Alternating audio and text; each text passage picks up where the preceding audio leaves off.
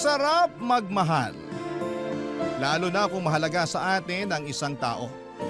Ngunit mahalaga ring magtira ng respeto para sa sarili dahil masaktan ka man pagdating ng araw, may kakapitan ka pa rin sa kabila ng iyong pagkabigo. Ikaw kabarangay, bigay todo ka rin ba kung magmahal? Dear Papa Dudut, mapagpalang araw po sa inyo at sa lahat ng mga nakikinig ngayon dito sa inyong programa. Tawagin niyo na lamang po ako sa pangalang Helen. 34 years old at taga General Nakar, Quezon. 14 years old pa lamang ako nang ipagbuntis ko ang panganay namin. Nakipagtanan ako noon sa boyfriend kong si Bart. Tutol po sa pagsasama namin ng mga magulang ko dahil masyado pa raw kaming mga bata. Pero wala na silang nagawa noong malaman nilang buntis ako, Papa Dudut. Nagpakasal kami ni Bart sa Huwes pagtungtong ko sa edad na 18. Sa pagsasama namin sa loob ng 2 dekada ay nagkaroon kami ng isa pang anak. Babae ang panganay ko at lalaki naman ang bunso namin. Papa Dudut, sa loob ng 2 dekada kalahati noon ay nasa Brunei si Bart dahil sa trabaho niya. Driver po siya ng isang mayamang pamilya doon at minsan lang talaga siyang makauwi. Pinapayagan naman siya ng amo niya na umuwi 3 beses sa isang taon kaya nagkakasama-sama pa rin kami ng mga anak namin. Hindi po yun naging madali para sa akin dahil madalas kong nami-miss ang asawa ko. Kahit na mga anak namin ay nangungulila rin sa kanilang ama na hands-on talaga sa kanila noong hindi pa nag-iibang bansa. Pero sa ganong sitwasyon ay ipinapaunawa ko sa mga anak ko na mas malaki ang sweldo ng kanilang ama kung sa ibang bansa ito magtatrabaho. Tungkol naman sa pagsasama namin ay wala namang kaming naging problema kahit na LDR kami. Loyal ako sa asawa ko at ganon din siya sa akin. Pero unti-unting nayanig ang paniniwala kung okay lamang kami nang may makarating na balita sa akin, Papa Dudut.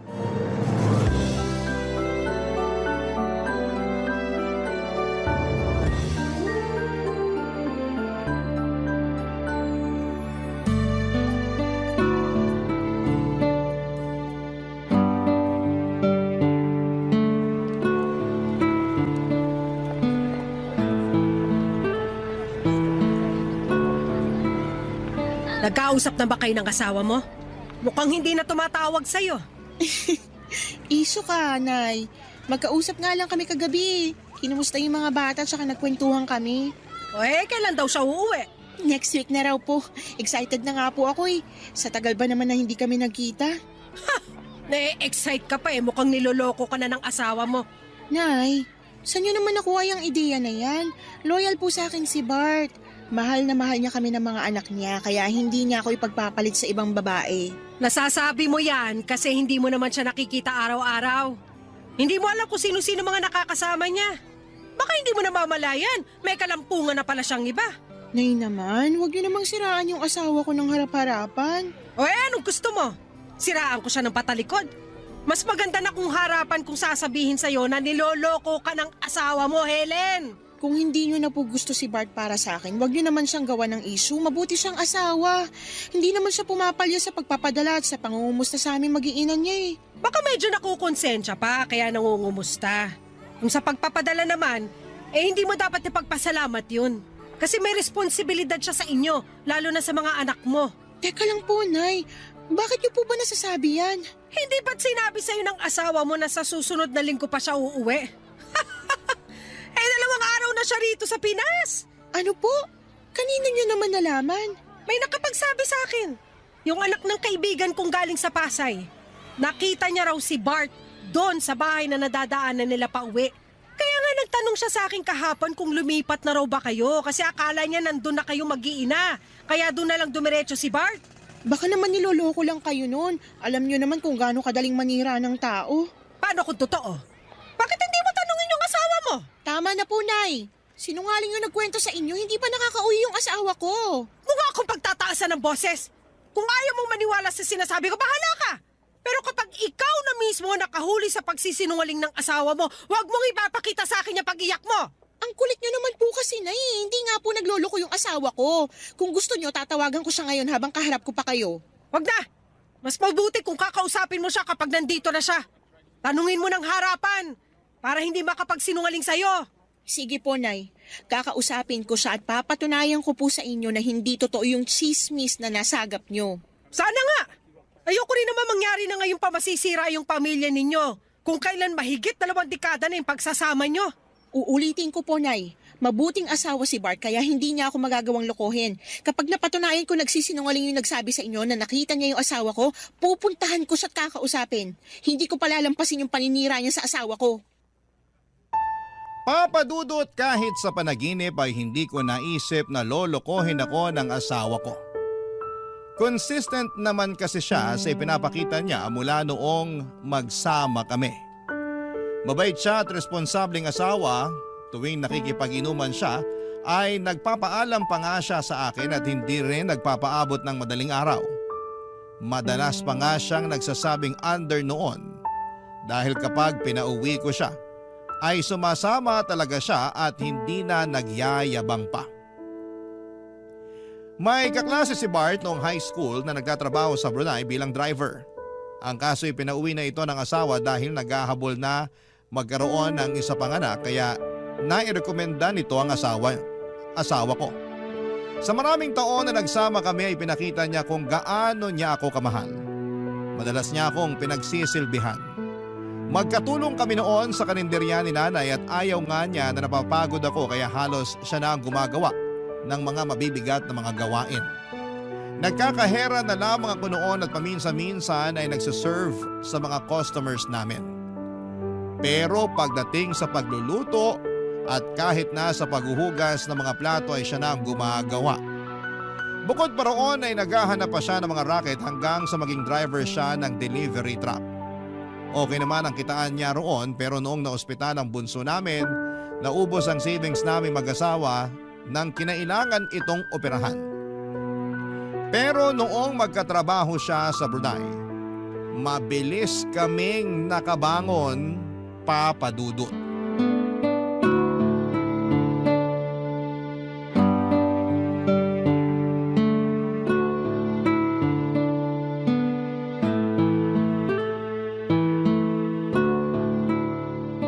Mahal, na-miss kita sobra.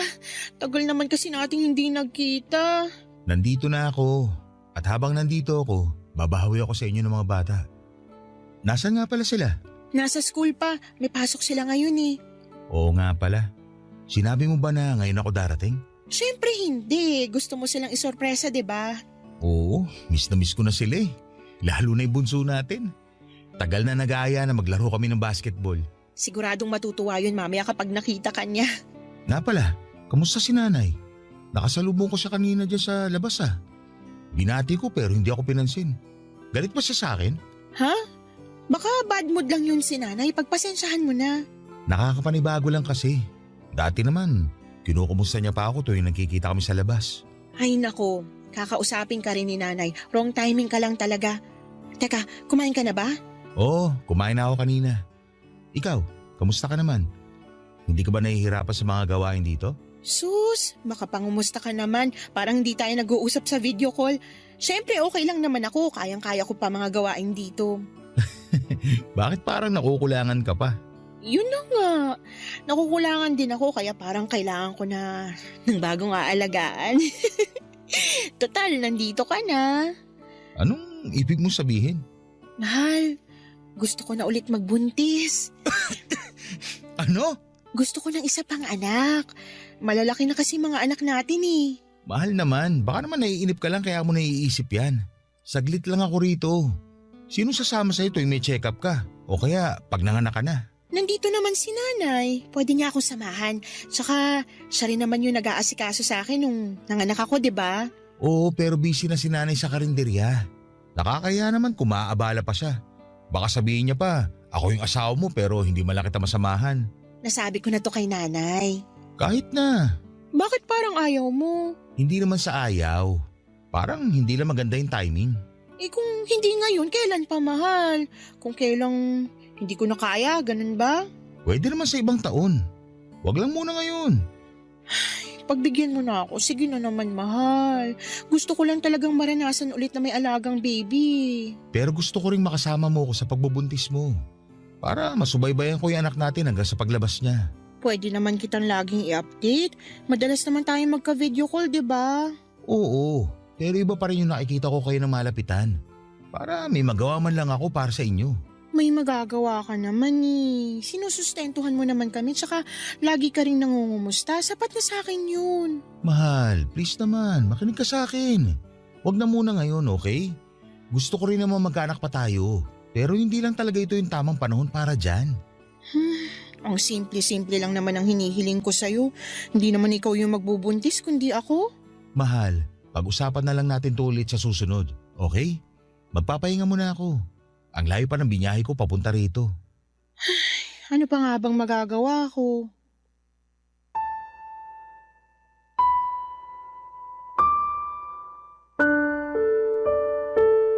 Papadudot na gulat ako sa hindi pagpayag ni Bart na magkaroon kami ng anak. Samantalang siya pa ang humihiling sa akin na sundan na ang bunso namin noong huling uwi niya rito sa Pilipinas. Hindi ko alam kung ano ang nakapagpabago ng isipan niya. Tinanong ko naman siya ulit pero iisa lang talaga ang sagot niya. Hindi pa raw yun ang tamang panahon para magkaanak kami, Papa Dudut.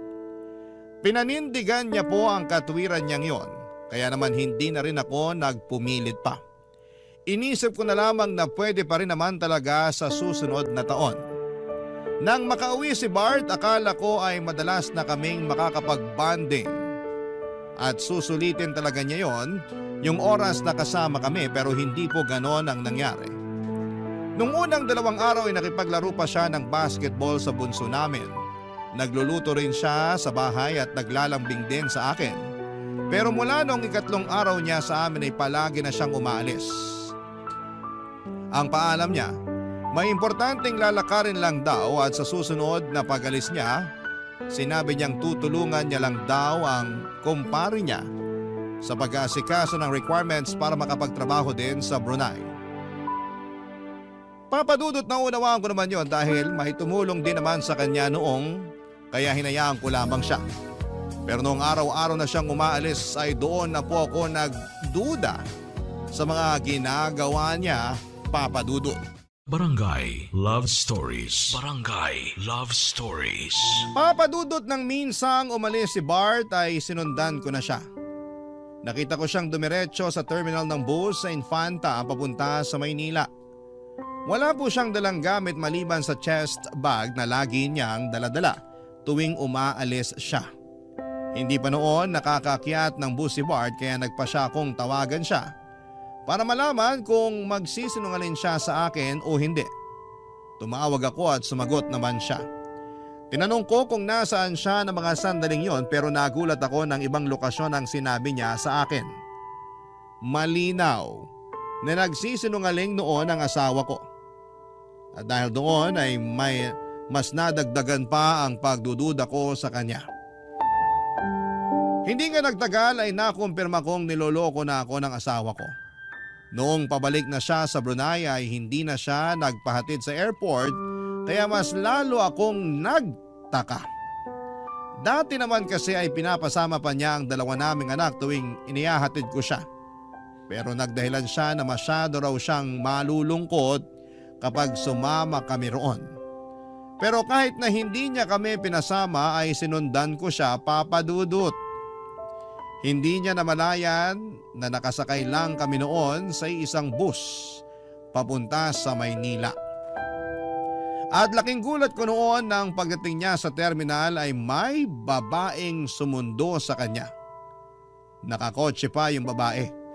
Maganda siya at may katangkaran din pero mukhang mas matanda pa siya sa akin. Hindi ko na sila nagawa pang sundan nang makita ko mismo kung paano siya hinalikan ng asawa ko. Hindi na ako nakakibo sa kinakatayuan ko ng mga oras na yon. Napaluha na lamang ako nang mapagtanto ko kung bakit may nagbago sa pakikitungo ng asawa ko sa akin at sa mga anak namin.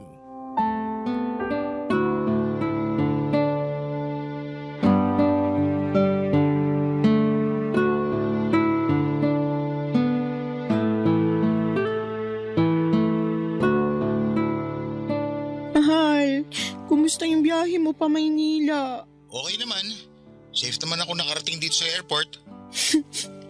Sa airport? Sana nga, sinama ko kayo eh. Ngayon pa lang, namimiss ko na kayo ng mga anak ko. Talaga? Oo naman, mahal. Bakit parang hindi ka naniniwala? May dahilan ba para hindi ako maniwala sa'yo? Ano ba yung pinagsasabi mo? Siyempre wala. Sigurado ka? Mahal, ano ba to? Parang iba na yung tono mo ah. May gusto ko ba sabihin sa akin? Wala.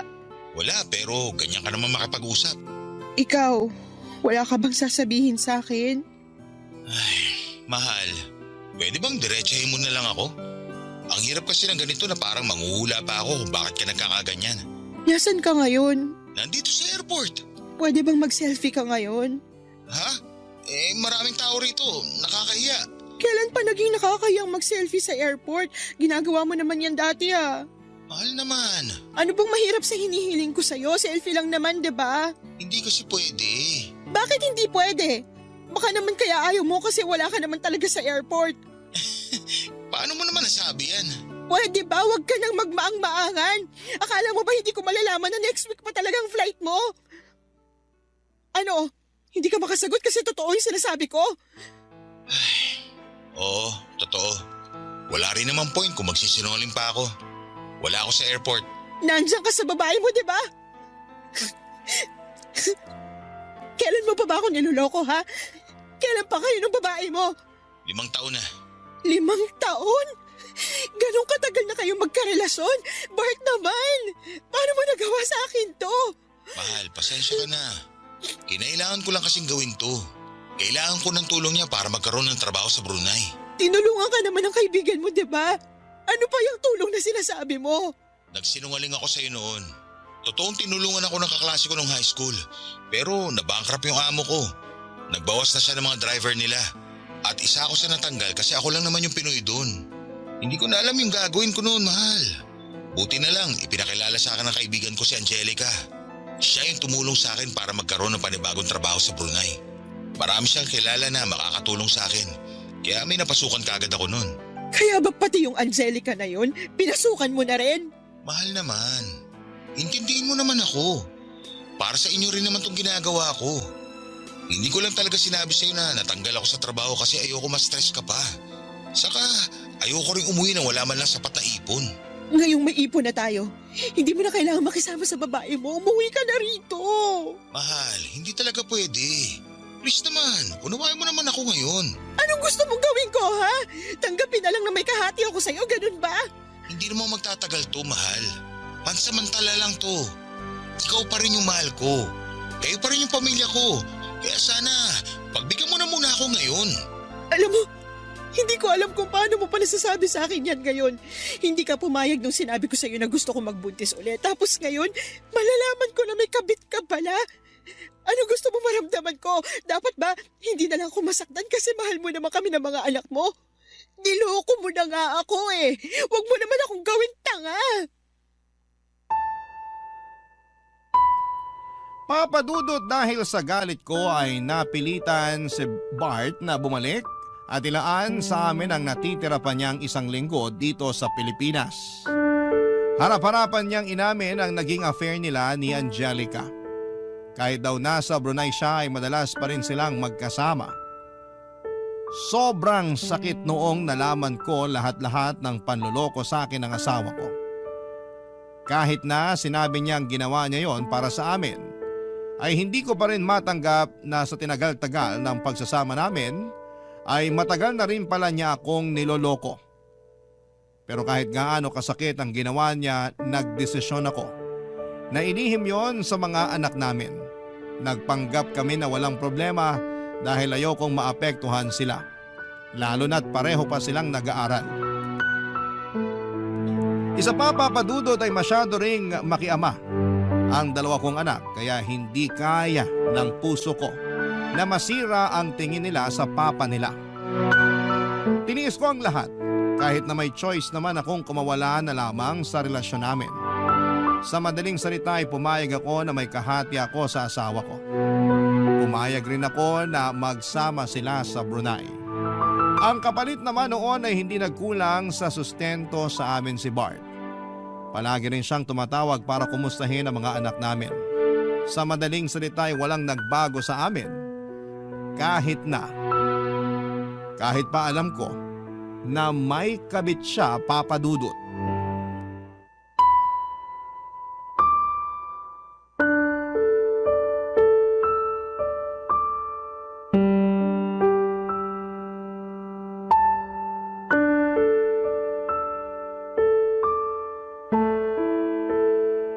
Nasaan ka ngayon? Nandito ako sa kwarto ko. Bakit hindi mo kasama ngayon yung babae mo? Hindi mo ba siya namimiss? Pwede bang wag na natin siya pag-usapan? Bakit hindi? Parte na rin naman siya ng buhay natin, di ba? Pinagsasabay mo kami kaya masanay ka ng palagi ko siyang binabanggit. Mahal naman. Kayo pa rin yung pamilya ko kahit nagsasama na kami ni Angelica. Nabuksan ko yung Facebook account mo at nabasa ko yung conversation yung dalawa. Akala ko ba, kailangan mo lang siya. Bakit may I love you ka na sa kanya? Umamin ka nga sa akin. Mahal mo na ba siya? Oo, mahal ko na rin si Angelica. Sa 5 taon na magkasama kami, imposible namang wala akong maramdaman. Kaya ba wala ka ng balak na hiwalayan siya? Wala naman ako sinasabing ganun. Ang ibig ko sabihin, hindi ganun kadali na hiwalayan siya gaya ng gusto mo.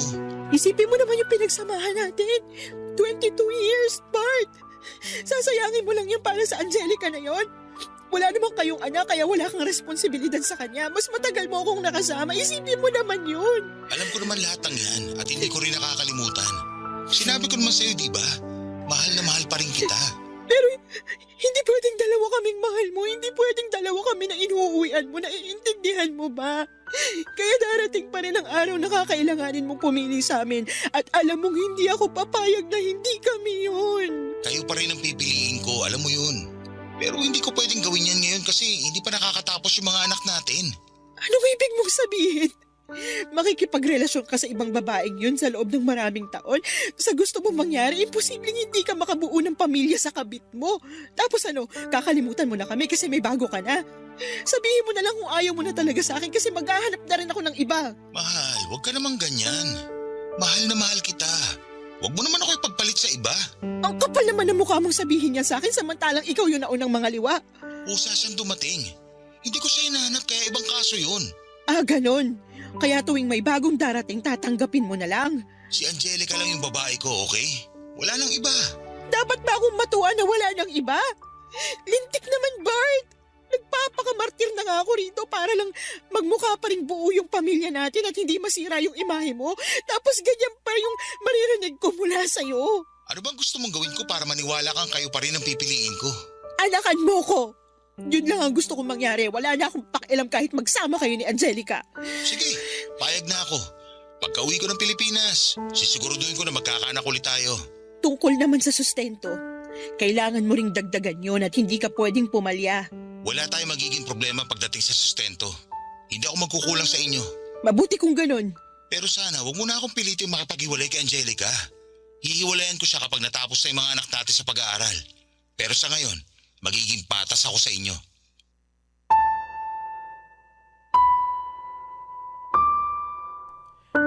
Papa Dudut, batid ko na napakatanga ko sa naging desisyon ko. Pero handa na ako noong magpakababa para lamang hindi kami maghiwalay ni Bart. Hindi lang dahil mahal na mahal ko pa rin siya kundi dahil hindi ko kayang makita na pinagtatawanan ako ng ibang tao. Sa dahilang ipinagpalit ako ng asawa ko sa ibang babae sa kabila ng 22 years naming pagsasama. Kumapit pa rin ako sa relasyon namin dahil alam kong may nararamdaman pa sa akin si Bart. Yun na lamang kasi ang pinangahawakan ko, Papa Dudut. Binantaan ko lang siya na maghahanap din ako ng iba pero ang totoo ay hindi ko naman po talaga kayang gawin yon. Pero kung gugustuhin ko lang ay hindi naman po ako mahihirapan. Hindi naman sa pagyayabang ay madali lamang sa akin na magkaroon ng bagong partner. May nanliligaw po kasi sa akin noon. Navy po siya at may kaya sa buhay. Pero dahil loyal ako sa asawa ko ay hindi ko siya in-entertain. Papa Dudut, dahil pinagbigyan ako ni Bart sa kagustuhan kong magkaroon ulit ng anak, ay nagpakamartir na naman ako sa kanya. Sa pagkakataong yon ay mas naging malala pa dahil kahit nakauwi na siya ng Pilipinas ay pinapayagan ko pa siyang lumuwas ng Maynila para magkasama sila ni Angelica. Nang malaman ni nanay ang tungkol doon ay halos magwala siya sa sobrang galit at sinabihan si Bart na huwag magpapakita sa kanya. Hindi rin nagustuhan ni nanay ang ginawa ko pero dahil sa pagmamahal niya sa akin bilang anak ay dinamayan pa rin niya ako sa mga kagagahan ko, Papa Dudut. Barangay Love Stories. Barangay Love Stories. Papa Dudut, nabuntis ako ni Bart bago siya bumalik sa Brunei. Nakumpirma ko yon matapos kong mag-PT at magpatingin sa OB. Nagpa siya akong hindi na muna sabihin sa asawa ko ang tungkol doon hanggat hindi pa lumalaki ang tiyan ko. Naunang makaalam si nanay at ang mga anak ko pero sinabihan ko sila na huwag munang babanggitin kay Bart. Akala naman ng mga anak ko ay ginawa ko yon para isorpresa ang tatay nila kaya na-excite pa sila nang sabihin ko yon. Ang hindi nila alam ay plano kong gamitin ang pagbubuntis ko para makasama na talaga ng pagmatagala ng asawa ko. Sa madaling salita ay gusto ko na siyang pauwiin ng mga panahong yon. Akala ko kasi noon kapag naibigay na sa akin ni Bart ang gusto ko ay makakampante na rin ako. Pero tuwing naiisip kong mas madalas silang magkasama ni Angelica ay nagngingit-ngit ang kalooban ko, Papa Dudut. Parang gusto ko na lamang bawiin si Bart at pilitin ng makipaghiwalay sa kabit niya. Sa 7 buwan ng pagbubuntis ko ay saka pa lang ako nagpasyang sabihin kay Bart ang tungkol doon. Excited pa naman akong ibalita yon sa kanya pero naunahan kaagad niya ako sa ibabalita niya, Papa Dudut.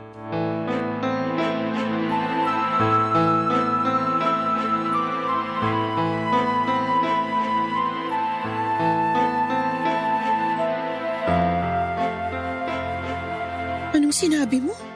Tama ba yung narinig ko? Buntis si Angelica? Oo, mahal. Kahapon ko lang nalaman. 3 buwan na raw. Hindi siya pwede mabuntis! Alam ko magagalit ka pero mahal, nandito na to eh. Hindi naman kaya ng konsensya ko kung ipalalaglag namin yung bata. Saka gusto na rin ni Angelica na magkaanak na kami. Tapos ano? Kasal na yung susunod niyang hihilingin sa'yo. Ang kapal naman ng mukha ng babaeng yan. Ganun na nga yung gusto niya mangyari. Gusto niya na magpakasal kami. Hindi ako papayag. Alam ko, hindi naman ako magpapakasal sa kanya. Pwede naman ako magdahilan na lang sa kanya na hindi basta-basta ang proseso ng annulment. Kung sasabihin mo yan sa kanya, parang pinaaasa mo pa siya. Ipakausap mo siya sa akin. Baka kailangan mo na ipamukha sa kanya kung anong lugar niya sa buhay mo. Hindi naman mangyayari yun eh. Sinabi mo rin sa akin noon na kami yung pipiliin mo, pero anong ginawa mo, ha? Binigyan mo pa siya ng dahilan para itali ka niya. Binuntis mo pa. Huwag ka na magalit, please. May usapan naman tayo, di ba? Nabubuntisin kita para magkaroon ka na ulit ng aalagaan. Hayaan mo pagbalik ko. Malapit na akong mga anak, Bart. Anong ibig mo sabihin? Buntis ka rin? May mga anak bang hindi buntis? Pero bakit ngayon mo lang sinabi sa akin? Kasi gusto ka naming isorpresa ng mga bata. Pero wala eh. Sa ganitong pagkakataon mo pa nalaman, inunahan mo ko kaagad ng balitang na buntis mo na yung kabit mo. Pasensya ka na. Kung alam ko lang... Kung alam mo lang ano, may gagawin ka ba para mapasaya ko ngayon? Ano bang gusto mo, mahal? Hiwalayin mo si Angelica. Pero... Wala nang pero. Ang tagal ko nang nagtiis na may kahati sa'yo. Hiwalayan mo siya kung gusto mo pang makasama yung bago nating anak. Pwede bang saka na lang kapag nanganak na siya? Baka kasi kung ano pa maisipan niyang gawin kapag ngayon pa ako nakipag-iwalay sa kanya. Kawawa naman kung matadamay pa yung inosenteng bata. Siguraduhin mo lang natutuparin mo na yan, Bart. Kasi kung hindi, mapipilitan talaga ako na ilayo sa'yo tong anak mo. Pangako, totoo na to. Kamusta pala yung baby natin? Nakakapagpa-check up ka ba? Sinong kasama mo sa pagpunta sa doktor? Si nanay.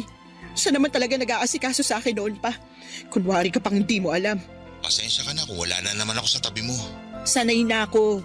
Kaya hindi mo na kailangang humingi ng pasensya. Lalaki ba yung anak natin? Oo. Talaga? May naisip ka na ba ipapangalan sa kanya? Wala pa. Pwede bang ako na lang magpangalan sa kanya? Hindi mo na kailangang hilingin sa akin yan kasi ikaw naman yung ama nitong dinadala ko. Sige, mag-iisip ako ng ipapangalan sa bunso natin. Sana pag-isipan mo rin yung pag-uwi mo rito sa panganganak ko. Mahal, alam mo naman na hindi ako basta-basta makakauwi, hindi ba? Baka naman ayaw mo lang talaga. Yan ka na naman eh. Basta, titingnan ko. Pero kung sakaling hindi ako makakauwi, pahingi ako ng mga picture ni baby pagkapanganak mo sa kanya. Kahit yun lang, mahal.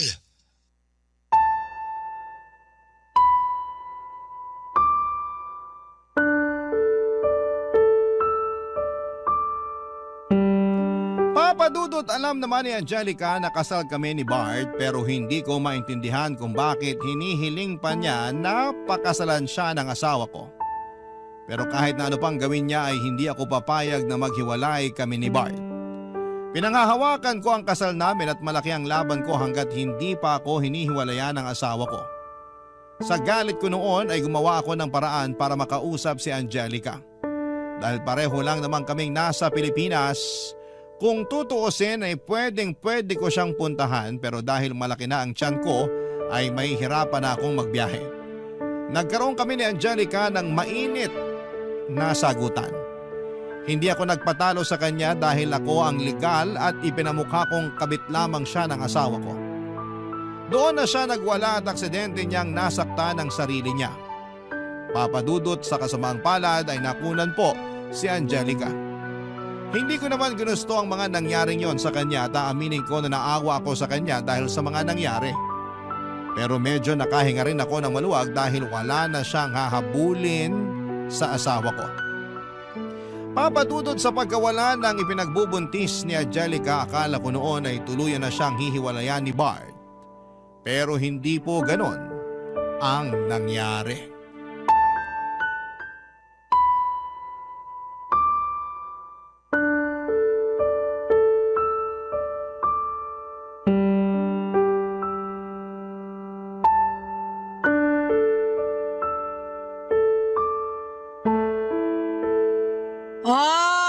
Anong sinabi ko sa'yo?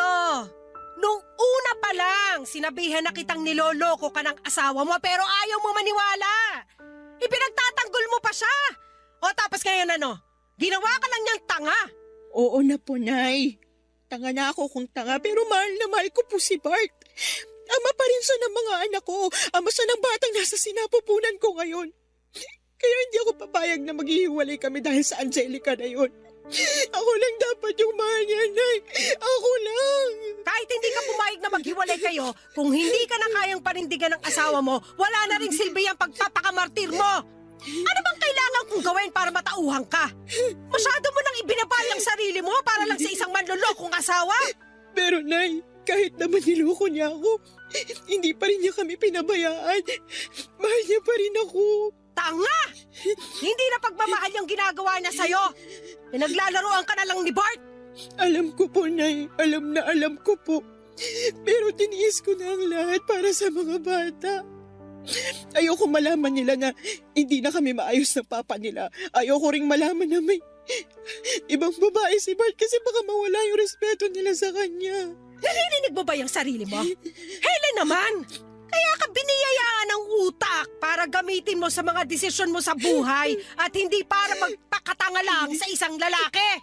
Kung ako yung mga anak mo, kapag nalaman kong ganyan kakamartir, baka mawalan na rin ako ng respeto sa'yo. Hindi na kasi pagmamahal ang tawag sa ginagawa mo. Isang malaking kagagahan. Naiintindihan mo ba? Pero, Nay, wala kasi kayo sa posisyon ko kaya nasasabi niyo yan. Hindi ko gugustuhin malagay sa posisyon mo. At kung sakali man, hindi ko hahayaan yung asawa ko na mga bet habang kasal pa kami. May anak din naman po kayo. Bakit hindi niyo ako maintindihan? Alam ko, pero matino yung tatay mo. At ikaw, malalaki na yung mga anak mo. Hindi na sila mga paslet na hindi pa kaya umunawa ng sitwasyon. Kung sasabihin mo sa kanila yung totoo, hindi mo na kailangan magtiis sa asawa mo. Kung hihiwalayan ko siya, mas mapapadali lang sa kanilang lahat. Ayoko siyang hiwalayan, hindi lang dahil sa mahal ko pa siya, kundi dahil ayoko maging masaya sila ng kabit niya. Hinding-hindi ko ibibigay yung gusto nila, Nay. Niloko na nga nila ako, tapos bibigyan ko pa sila ng dahilan para maging masayang pamilya. Kahit anong pilit ng babaeng yun na makuha yung asawa ko, latak pa rin lahat ng mapupunta sa kanya kasi ako yung legal na asawa. Hindi naman tatagal yung pagsasama nila kung hindi mo hinayaan. Imbis na kastiguhin mo yung asawa mo, nagpabuntis ka pa ulit. Paano kung tuluyan ka na niyang iwan, ha? Sino nga ako sa bata? Hindi niya po gagawin yun. Kahit nagawa niya mga bet, mahal na mahal pa rin niya yung mga bata. Baka naman sila na lang talaga yung habol sa'yo ng asawa mo. Pero ang totoo, kating-kati na siyang hiwalayan ka at natatakot lang siya sa pwede mong gawin. Uulitin ko, Nay. Mahal ako ng asawa ko, kaya huwag niyo nang ipilit yung sinasabi niyo. Sige, bahala ka sa gusto mong isipin. Total, sarado naman yung isip mo. Lahat ng sasabihin ko, hindi mo rin naman tatanggapin. Kahit ano pang sabihin niyo, hindi ko sa hihiwalayan.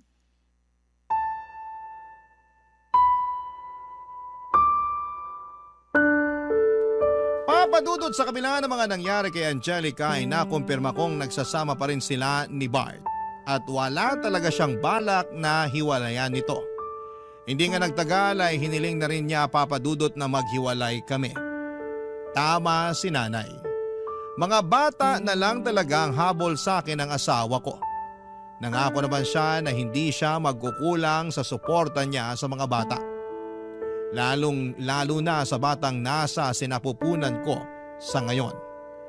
Humihiling siya ng annulment at willing daw gumastos si Angelica para doon. Pero hindi ako pumayag. Hinayaan ko silang magsama gaya ng gusto nila pero hindi ko hinayaang mawala sa akin ang titulo bilang legal na asawa. Batid kong mas lalo ko lang ginagawang komplikado ang sitwasyon namin. Pero ayoko magmukhang talunan kay Angelica. Kaya nangako ako na hanggat nabubuhay ako ay mananatili pa rin siyang kabit ng asawa ko. Hanggang sa ngayon ay hindi pa rin alam ng mga anak ko na sira na ang relasyon namin ng tatay nila. Kaya gusto ko sanang samantalahin ang pagkakataong ito para makahingi ng payo sa mga tagapakinig ng inyong programa, Papa Dudut. Kung dapat ko pa bang sabihin sa mga anak ko na gusto ko nang makipaghiwalay or gusto nang makipaghiwalay sa akin ng papa nila. At kung tama ba na hindi ko hiwalayan si Bart kahit desidido na siyang sumama sa kabit niyang si Angelica. Sa ngayon ay hanggang dito na lamang po muna, Papa Dudut, ang kwentong ibabahagi ko at maraming salamat po sa pagbabahagi nito, Papa Dudut. At gayon din sa lahat ng bumubuo ng Barangay LS. God bless and more power sa inyong programa. Ang inyong forever kapuso at ka-barangay, Helen. Barangay Love Stories. Barangay Love Stories. Nalilito pa rin sa life ang ating kabarangay. Ano kaya ang maipapayo mo sa kanya? Ibahagi mo yan sa ating comment section para mabasa rin niya. Nagustuhan ng iyong napakinggan? Ituloy yan via live stream sa www.gmanetwork.com/radio.